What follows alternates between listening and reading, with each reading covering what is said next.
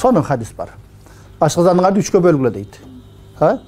Bir bölügün tamaka, bir bölügün susunduqa, bir bölügün dem alğanğa qaltırıla deydi. Ha? 3'e bölüş gerek. Men bilem, bir ajikelerden birösünün inisi, men tolko paygambarın sünneti menen yaşayım dep turup 20 kilogram arıqtadı. Biraz jeyt eken boldu. Misалы, tamaқты жеп атканда сонун болуп тур, дагы жегим келип атат дегенде токтотуш керек экен да. А бизде ошолокто күчөйбүз bizde туурабы? Ha? Эми карагыла. Misалы, мына ашказанды элестеткиле, мына. Мына ошо bir bölүгү ушул. Экинчи bölүгү эмне? Мындай тамак болуш керек.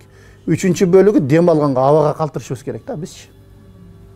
Себеби любой процесс через кислород жүрөт экен да. Биздин жеген тамагыбыз ошол жерде кислород менен не айланып сиңиш керек экен да. Ha? А бизде эч кандай?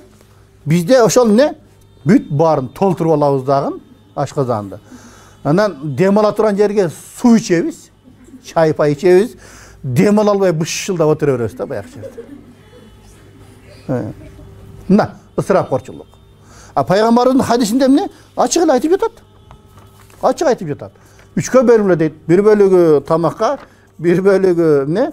Suğa, bir bölügü dem alğanğa dedi. Emi elestetik görgülü. Eğer de adır bizde keyir alımların aytısı boyunca aytat eken da adamın aşqazanı özünün muştumundayla olat eken. Misalı, men uşuncha tamakka toyat eken da. Bir muştum olat eken adam aşqazanı. Muştumga artıysanlar? Toyasınlar uşuncha tamakka hazır. Kim toyat koysaң deydi да, туурабы? Мынча тамақты тузуну көрөм да эле жеп коем да мен деп, мисалы, кейбирлер отурушу мүмкүн да баягы жерде. Демек, ошо бир муштум тамак адам тоет экен, негизи адам өлбөйт да баягы жердечи. А бирок бизде эмне? Ысырапкорчулукта. Тамактын биринчи түрү бар, экинчи түрү бар, үчүнчү түрү обуз дейбиз, коюп коебуз аны, кийинкисинде башка тамак жегибиз келет, ал таштандыга кетет. Да бул ысырапкорчулук да, Кудай таалам өзү ысыраптан сактасын.